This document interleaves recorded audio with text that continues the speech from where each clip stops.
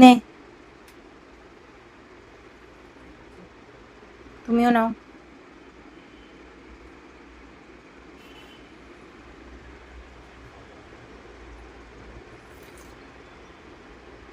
কেমন লাগছে? আজকে লাচ্ছিটা একটু অন্যরকম ভাবে বানিয়েছি, একটু আইসক্রিম দিয়ে বানিয়েছি, আর তার উপরে ওপর থেকেও আইসক্রিম দিয়েছি, টুটি ফ্রুটি দিয়েছি। কেমন? হ্যাঁ, কেমন?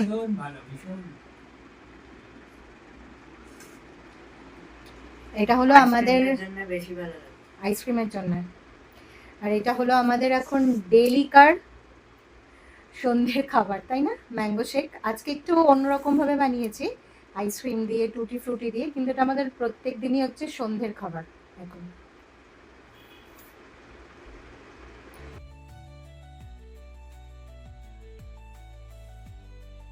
এখানে তৈরি হচ্ছে ম্যাঙ্গো লাস্সি।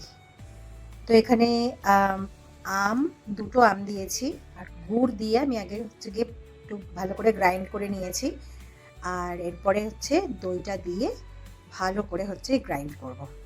এখানে আমুলের দই দিয়ে দিয়েছি,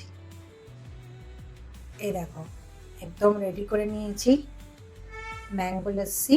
এবার হচ্ছে সার্ভিং গ্লাসে ঢালবো, আর ওপরে ডেকোরেশনের পালা।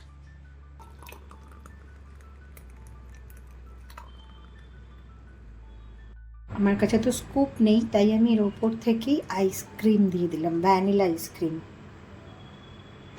এরকম স্পুনে করে করেই ভ্যানিলা আইসক্রিম ওপর থেকে দিয়ে দিচ্ছি। দেখতে কিন্তু খুব ইয়াম্মি লাগছে। আর একদম সবার শেষে দিচ্ছি হচ্ছে টুটি ফ্রুটি।